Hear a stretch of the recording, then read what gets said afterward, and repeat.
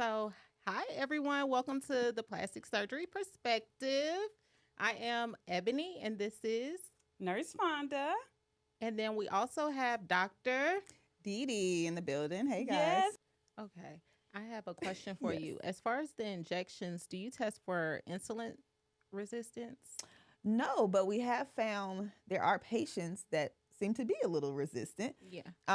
And usually the patients with a lot of fat in the central area, a lot of adipose in the central area, they still eventually do respond to the medication. Or if they started on semaglutide, we might switch them up to the Moderna, which seems to be a lot more effective in those patients that weren't responsive to the first injection. That is good to know. And it's a very small number. Okay.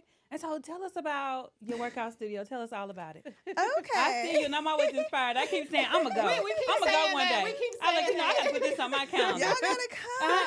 I'm definitely I'm coming. there like every week. So I am a certified instructor as well in Inferno Hot Pilates, which is, if I could describe this class, it's like if yoga and HIIT had a baby in a very hot room. Okay. And a lot of core focus. It is a full body workout. It's only an hour with a great playlist, high energy, but it's also, so it's high intensity but low impact, meaning the moves I do are protected for your joints. Any level can come in, whether it's your first day. I have professional athletes to grandparents, everybody.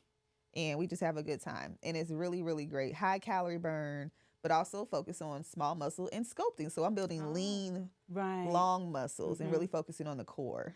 Because what I'm learning now, what I'm seeing a lot of on social media is that Pilates is the new workout once you've had your body done. Apparently it's supposed to really go in and help build that booty and your You come stomach. anytime. I am definitely coming. But I offer it to all my patients. I tell everyone, you can come. I don't want to tell this. You get a free class with me. Ooh, okay. Tell us your Instagram for your business. Tell you. So Hot Pilates ATL. Okay. Or Bodies by Dr. Didi. You can click on that and there's a link there as well. So what it sounds like, you can come to Dr. Didi, get the weight loss shots, get your weight down. Come get your lipo for the stubborn fat that will not leave. Don't forget the face. And the face. Then after all of that, then you can come and work out with her. Okay. Yes. What you need? Come on now. I need some lunchtime lipo to my chin. I got that. That's 30 minutes. 30 minutes. I got y'all. I do. I'm saying, me too. Make bodies on the mat or the table. You got it covered, Dr. Didi. Yes. You are transforming people out here. I'm That is trying. awesome. That is good. I'm trying. So, are there you have any new services or procedures coming that you would like to talk about? Anything? What's on the horizon for Dr. Didi? What's on the horizon for Dr. Yes. You know, I've been working towards some goals. I announced it last year. We haven't got all the way there yet, but I do want to start my hair transplant business. Oh my God. So we've been flying to LA and training with my team and some great mentors out there and trying to bring my goal. Honestly, this is my goal. I saw there was a need. Everyone's flying to all these places, Turkey, Costa Rica, Dominican, wherever you want to travel. And it's just, there's great doctors out there. There's great procedures out there. I'm not saying that. Right. But what happens when you come home? Yeah. Who's caring for you? If something happens, who's caring for you? And do you need to really travel? So offering these services in an affordable place where you have a boutique experience. I'm not running a factory. I run a boutique. I make that very clear to people. Yes. Okay, a boutique. You do. You do. It's very I don't nice. need to do 10 bodies a day. That I'm telling you, that's impossible, y'all. Like Right, most definitely. mathematically, scientifically impossible. So you see that ask. It's impossible. So 24 hours a day. Right. But some stuff don't make You're sense. right. But I don't do more than 2 bodies a day. So Oh, it's that's good. impossible. Right, most definitely. That's The a lot of math work. isn't math. Because I do it myself. Right. Math is key. The math isn't math. Math isn't mathing. Right. I'm like, this is impossible. What are they doing? Are they superheroes? I mean, I'm not that big, but that's weak. But so the hair transplant, we do offer the non-surgical hair regeneration, stem cells. We do all of that. But I really want to get into long hair transplants. So especially for our women of color, focusing on that. I've been training with those people as well that specialize in women of color from Brazil to LA, Black dermatologists and surgeons out there, and long hair. So you don't have to shave your head and you could transfer. Look, why am I touching this blonde weave? But you could transfer. Right. We got understand where you're going with without having to shave all your head. So those are the newest techniques that I've been training in. So hopefully we'll be launching that this year. That's a whole nother venture we're focused on. Can let's get into the non-surgical technique. So how does that work? So with the non-surgical techniques, there's a combination of medications that really treat what we call the male pattern baldness would probably be the most common, alopecia. And with those hormones, testosterone levels are adjusting. We're treating that. So medications, we also do a PRP, stimulate, and then do PRP, which is non-invasive. So we have great results with that as well. I've seen that a lot. Yeah. So, I mean, it works. It really, really works. But some people just, once again, they want that quick, instant result. I mean, we do non-surgical BBLs with injections. The recovery's way quicker. Yeah. 3 days versus 4 to 6 weeks. So you can sit on at 3 days. Yes, ma'am. The problem is it costs a lot more. Okay. So people are like, I might as well get a BBL. But when you think about the recovery and not having to have the pillow and you could be back outside in 3 days. Right. I had a girl. She was like, I got to go back to work. I got to take this pillow Yes, with you me. do. I said, yes, ma'am. I tell them, yes, you do. Yes, you do. And That I said, no one cares. We live in Get Atlanta. your name put on it. And you know what? I did not care. I went to Me STK too. with my pillow. I did too. I did not care. I know that's right. I went to a whole birthday party. They're like, hold on, I gotta go get my hair done. I said, and bring it with you. Half the girls in there got one too. Borrow someone else's. Everybody got one in the shop. No one cares nowadays. It's not a secret anymore. But yeah, so I think for that, the recovery's there. We do a lot of, my favorite is the non-surgical facelift with the PDO threads. Oh, our team is amazing. I want that so bad. Hands down, one of the best things you could do. And I met your nurse practitioner. Yes. Saida. Yes. Queen of face. Yes. Y'all. Oh my God. Amazing. Whatever facial balancing, just hands down the queen with injections. But those facelifts transform. Wow. It's amazing. So yeah, we offer a lot of great things that are just, I think with the results and the technology, the way medicine is going, I mean, we should just look like this forever. I think that's the goal. That's the goal. Because as I'm getting older, 25. I got like these bags under here, and I'm like, Lord, this has got to go. I was like, I have got to get in. So this is a lot. And when you're in the aesthetic world, you're just more, something about that, you're just more aware of yourself. You are. That's what it is. It's a downward spiral. Once you start, you're like, hold on. Right. A little threading can take care of this. Can I get a little drop? They sick of me. I'm like, can I just get just a little something? Just a little something. Bow tie. Lunchtime bow ties. Okay. Never hurt I'm anyone. be over there for lunch every day. I'm using that. Right. Lunchtime bow ties. Yes. Some people have like Botox parties. Yes. Botox and bubbles. Yes. Oh, that sounds fun. Yeah, that's a fun one. Okay, Botox and bubbles. That's might have to do one of those. Yes, I was just thinking that. Let's talk. Let's circle back. We'll circle back around to that. B&B. A little B&B. Oh, that sounds good. Yeah, so we're just excited to grow. Like I said, my team is amazing. If there's something that we don't offer, I mean, I can't think of what it is, but ask about it and we'll figure out how to do it. Okay. We'll find someone who does. All right. Yes. I mean, even our glow facials with our new estheticians, I mean, they're amazing. You do chemical peels? Yes. Oh, yeah. All that.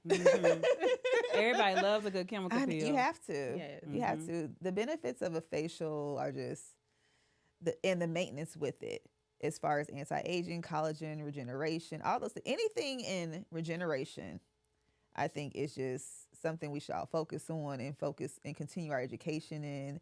And especially for people of color, making sure we offer services that are beneficial for us, because we scar different, we heal different, our melanin travels in deposits different. So we want to always make sure we're staying within the realm of something that's for us and developed really by us. And so we need to start also focusing on that side as well. So that's something to look into, maybe coming soon. Also, with the scarring, what do you recommend for us? Because we do, like you said, heal differently. Cocoa butter, your vitamin E. Really, I tell people what they like. By the time you come and get these procedures, and because I don't have big incisions, most people know what they like, whether it's Neosporin, Moderna, so I really try to stay within that realm, but those are probably the main things that I recommend. Okay. Well, that's good because I did have one of my incisions to keloid, and I was like, now if you have a history of keloid, we talk about that. and I don't have, but you know what? I never had any type of surgery before either, so I didn't know. And that's it's just one of those things like sometimes you don't know. You just don't know. And we ask, but even still, there's really no cure for keloid. Sometimes you can do a scar excision and revision, a scar revision and things like that. If that comes up, there are things you could do that are out there, but even with me, like I had a C-section with my youngest son, and I did not keloid. You can't even see my scar. Nice. It healed really well, but then I got a keloid after I went to Miami. Y'all know now. I know. And I'm like, we know better. Wait a minute. When you know better, you do better. Yes. That's why we're doing this. Y'all so cute. I know, that's so funny. Right. And I'm like, how did I get a keloid? Right. You told me I wouldn't get a keloid because I didn't have one, and now I have a keloid. Yeah. I guess, you know what I was thinking too? Well, I had my ears pierced before, and I didn't keloid, so no, I don't have no history of that. Nice little keloid on my arm. I'm like, oh God. It happens. Yeah, it does. You just never know. And I did the whole, what is it? I was putting on my body that everybody was telling you to get after surgery. Oh, I can't think of the name of it. The bio oil. I did all of that, and still. I love bio oil, but I actually had a patient. She was using bio oil, and she broke out. And I was like, I don't know. Like, oh my gosh. It was almost like acne. Really? And we stopped using it, and it cleared up. But I've never seen that with anyone else. But she thinks it was just too much, and her pores were clogged. Maybe she wasn't really rubbing it in. She was just putting it on. Especially if you have on that faja, because people tend to break out sometimes. Yes. And I think it was more just the skin needs to breathe and things like that. Yeah. So speaking of fajas, what is your take on the stage 2 and stage 3? When do you suggest people move from the 1 to the 2 and to the 15? Right. I've done so many faja classes. I'm not gonna lie, I'm not a faja expert, but I like my stage 1 full back coverage, the multi row class for adjustability. That's my goal in the stage 1. I make recommendations. I even offer the fajas. Now, what people do when they go home, I don't know. Right. But I know y'all see them. So I trust that, my nurses, everyone on their care team is at least monitoring it. Once we get past the 30 days, and that's when the skin isn't as swollen, I tell them they don't need the board and foams anymore, and we can be a little bit more versatile. So that's when you can really switch into, honestly, it's really a preference thing. Some people like the bikini bottoms. Some people like the bras without the bras. I'm a little bit more versatile, but it really depends on what your skin looks like at the time, how your skin retraction is, how swollen you are. Once the edema is pretty much resided, then you could, do whatever you want. I like the adjuncts. I like to add a little waist trainer on the outside. So that's what I was gonna. That was my next thing. Yeah. Number one, it's just great to have you back in the gym. You don't have to wear your garment all the time. If you're in between sizes, you haven't got that new one yet, or got your downsized, maybe get it altered. Because those are expensive, right? Oh, most definitely. And you're wearing it every day, right? So the wrap you can tighten and adjust it as you need without having to buy another garment right away. So that's another adjunct that I use. So I get a little bit more creative, but the first 30 days, hand down, don't touch nothing. You're in that board foam stage one.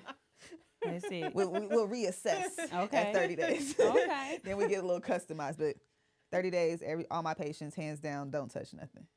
The number one question I think I always get after girls have BBLs, when can I have sex again? 4 to 6 weeks. When you can't put pressure on your back or side for 4 to 6 weeks. So that unless you have a magical position, I guess you can gently get on top. Oh, gently. Oh. But I don't know, not one person didn't want that break. Not one person was like, I really want to get back in there. Nobody. Mostly it's the men. They looking at you like, I'm ready to try that new thing out, girl. What you doing? I had one client say, my husband said he looked on YouTube, and one girl said 2 weeks. I had to write a doctor's note before. I said, what you need a doctor's note? I got you, girl. Oh, my God. Boy, they don't understand. They're like, I've been taking care of you for... You said, Dr. Diddy. I done did all this I for had you. people call me. I said, I just tickle. Y'all are funny. 4 to 6 weeks, guys. 4 to 6 we weeks. reassess at that 30 days. Okay. If I give you the all clear, that's on you. Right. Yeah. But listen to your body. That's the most important thing I can say. But if I've written a doctor's note, I sure have. Oh my goodness. My doctor has written me out of work. Okay? Do not bother me. Do not. Leave that girl alone. D&D. Do not disturb. Do not disturb. Okay. Leave me alone. Let me heal. That's what you should call it. You need a D&D, baby. I got you. Right. Oh my God. That's not my job. Just here to help. So with stretch marks, because when I went and had surgery, Yes. okay, I have stretch marks. I don't care. I have 2 beautiful kids. Yay. But my doctor told me that skin tightening, which I understand in your way of doing things, everything is tightened, was not a good idea for me because I had stretch marks. So do you recommend that? Will my skin retract if I come over there and have my lunchtime lipo? Okay. So stretch marks are different from Yes. when we talk about skin retraction. So your skin, imagine a roll, you suck the fat out, now you have a collapsed roll of skin. That's skin retraction coming in. Stretch marks deal more with the surface, the dermal layers of where the melanin is not consistent.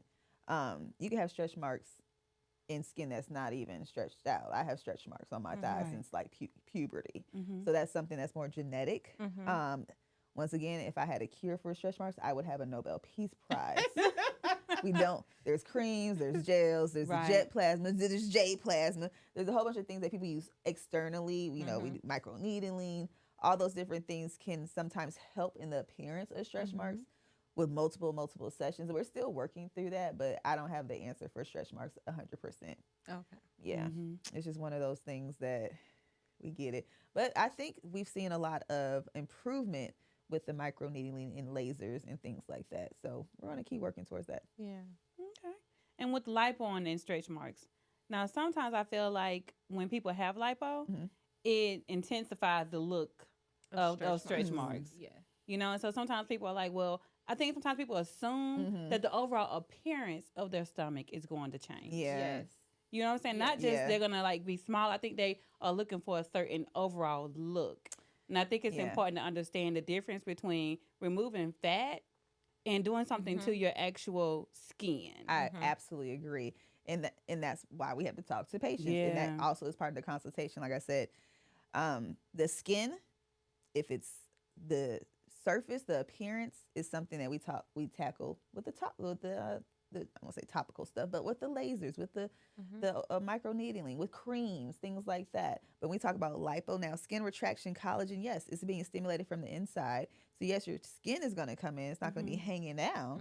But we do have to talk about those results. And most people, when you get pounds taken off and your shape is transformed, they're not worried about that look. I promise they're not. No one's ever said, but Dr. D, I still have it. I have never.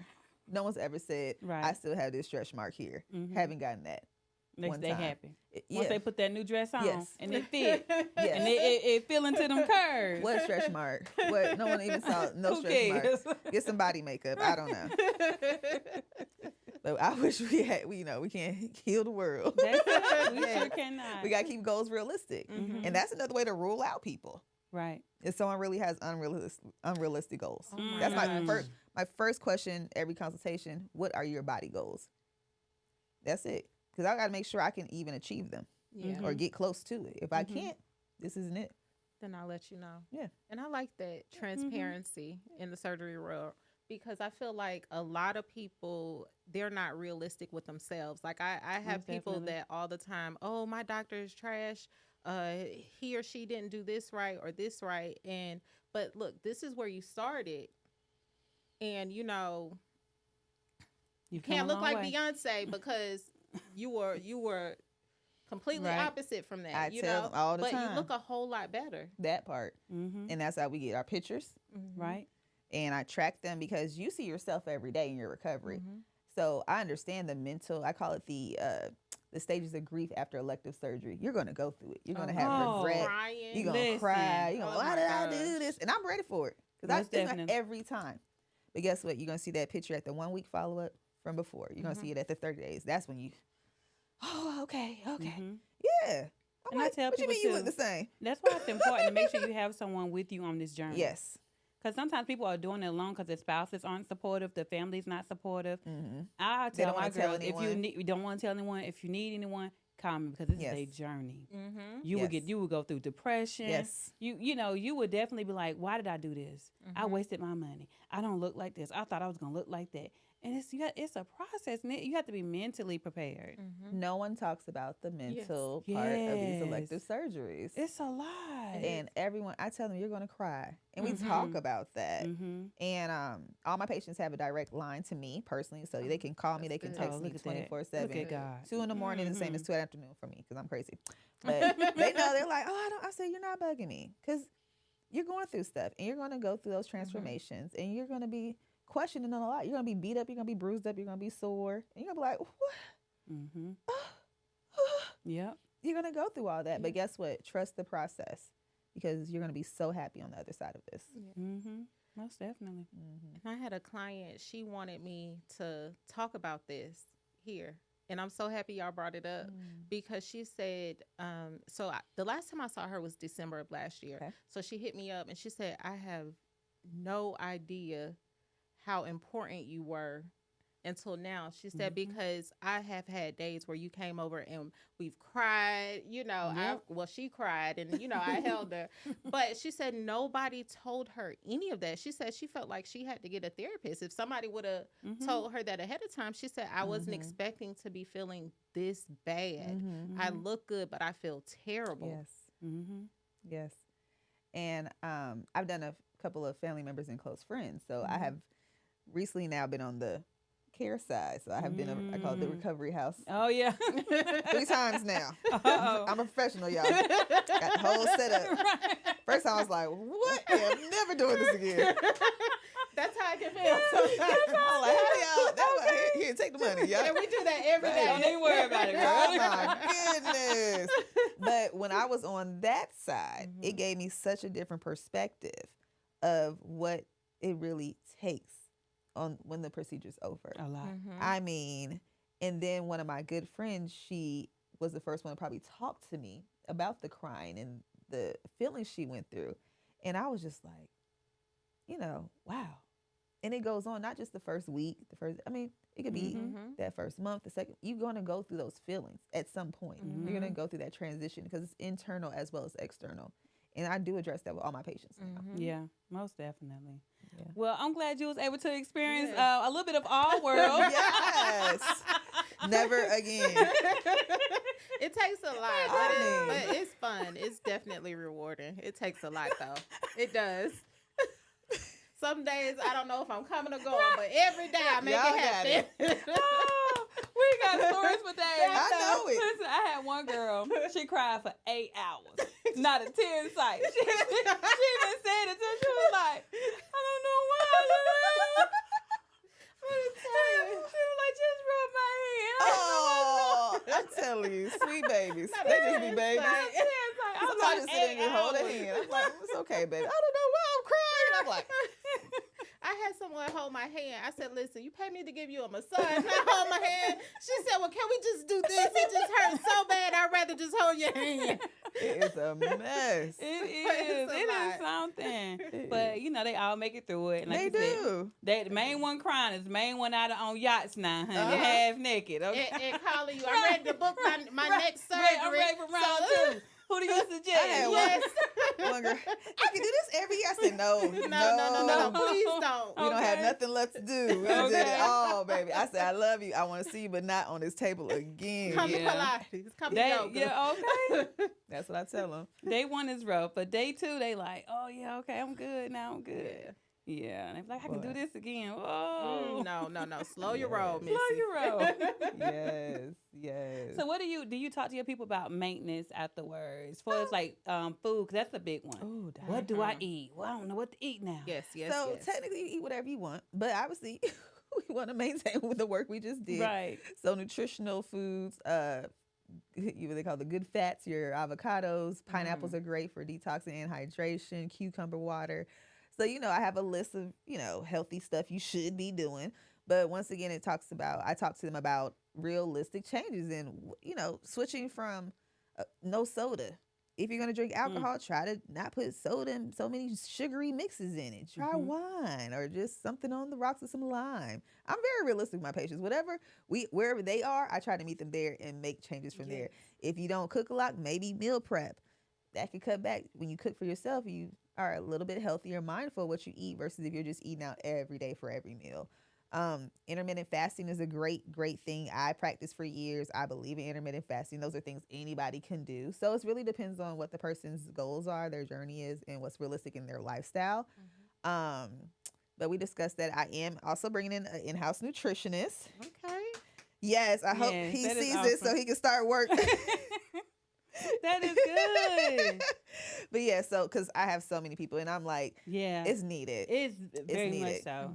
I get a lot of girls, they go home and they're like, I don't know what to eat. But you can eat whatever you want, but you know what to do. You know what you're doing. People act like they don't know what they're doing. I don't know now. I think some people truly just have eaten unhealthy for so long, and it's like a generational thing. They literally just don't have. They literally just don't know. Yeah.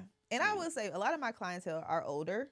I tend to have older clientele for the most part. So I don't really have, the non-cooking generation.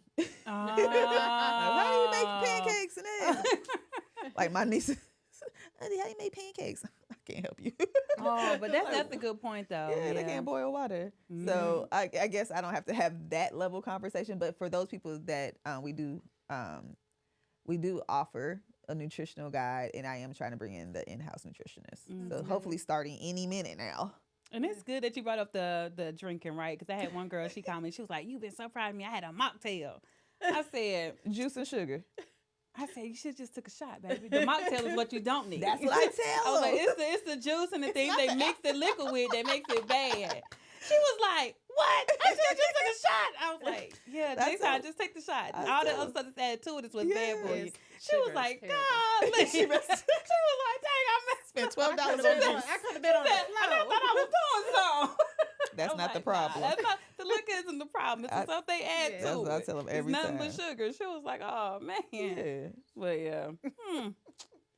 I'm telling you, they're trying to find that balance. And I think too, that's what adds a lot to that mental issue. Because trying to find the balance of what they used to do and trying to live that new lifestyle to maintain their results. And, you know, a lot of things that people don't talk about too is how they think that people are going to look at them afterwards. A lot of people are so quick to get into that stage too far because they want people to look at them and be like, "Oh, I see a difference. Oh, you got your body done. Oh, you look smaller." And I think they be looking for that reassurance sometimes. And when they don't get it, or when they feel like their body doesn't look different, because I had a girl the other day, she was like, "I don't want to go home," and people be like, "I thought you said you was going to get your body done." No. You know, so trust the process. Yeah, it takes time. Most definitely. Anything worth having takes time and patience. Yeah, and I said yes, there's going to be results immediately because we're taking fat out, but that 1 day to 1 week to 30 days to 3 months is going to be different. Even at 4, 5, 6 months, you're still transitioning. Your body is still healing. Your body is still changing, and you have to accept that. And it's very hard until you really get to months out. That's when unfortunately for some people, that's when it was like, oh, okay, I'm glad I listened. Right. I'm like, but they get there eventually, like you said. Everyone pretty much gets there. And just really having realistic goals, because unfortunately, some of the goals are set so high. Beyonce tomorrow. Oh my goodness! Like, and I want a Beyonce, and I'm just like, but Beyonce still work out 12 hours a day. I don't know. She has a nutritionist, a personal chef. She only eats berries and nuts, apparently. Right.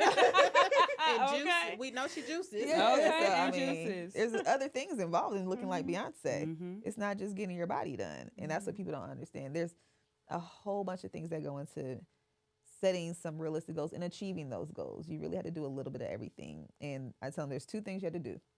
Number 1, you have to make it convenient, meaning realistic for your life.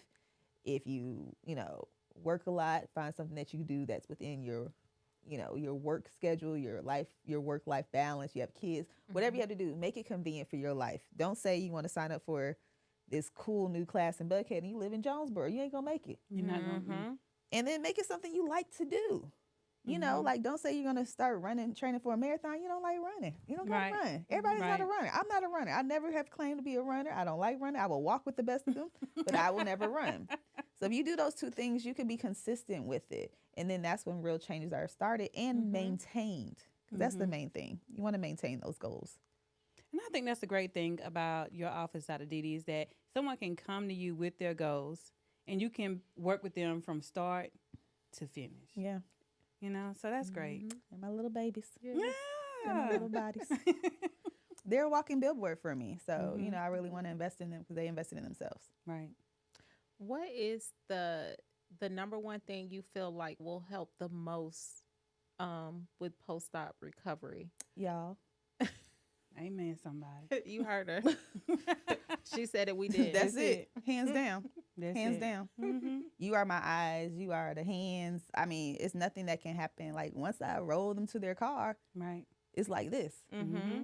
Without post-op caring, nursing teams, nothing can happen. That's it. That's it. That's easy answer. Well, we appreciate I you know, for joining us Oh, today, of Dr. course. Didi. Thank you for having me. Yeah, This this is has been fun. awesome, Yeah. right? Y'all got me outside. Outside. Wish I could. You can have a mocktail. Mocktails. But no, this was lovely, ladies. Yes. Thank Well, you. Thank you for Thank you. coming. Yes. And check me out at Bodies by Dr. Didi. Yes. Got you, girl. We're definitely going to Got tag you. you in everything. I know you will.